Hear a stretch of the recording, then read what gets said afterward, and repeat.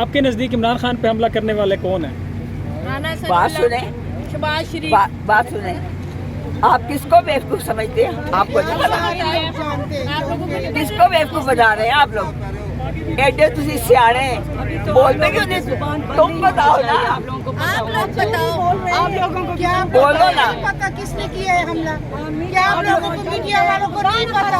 اگر وہ یہ سمجھتے ہیں نا کہ لانگ مارچ رک جائے گا، لانگ مارچ اس سے زیادہ بڑھ چڑھ اور یہ عوام کے دلوں پہ یہ گولی لگی ہے، عمران خان پہ نہیں، یہ عوام پہ لگی ہے. عوام اور آپ لوگ بھی اسی پاکستان میں رہتے ہیں. نہیں، کیا میری بات بات ہے؟ سنو، بتائیں، کیا یہ سب کچھ ٹھیک ہو رہا ہے؟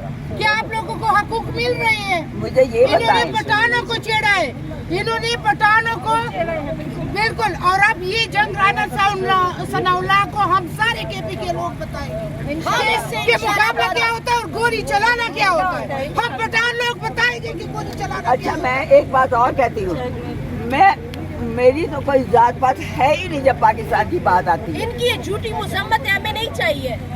میں تو کوئی میری ذات نہیں ہے، ہم سارے کوئی میرا پاکستان کے لیے عہدہ نہیں ہے، کچھ نہیں ہے، کیونکہ میں پاکستان کی ماں ہوں، پاکستان کے ہر بچے کی ماں ہوں میں، اور ہم اس کے لیے نکلے ہیں. اگر ہمارا خون چاہیے اسے کہو آ جاؤ، جب مرضی فون کر، میں آ جاؤں گی. باہر نکلنے لوڑ نہیں کہ جنہیں پینا دسوں سے آ جائیں گے.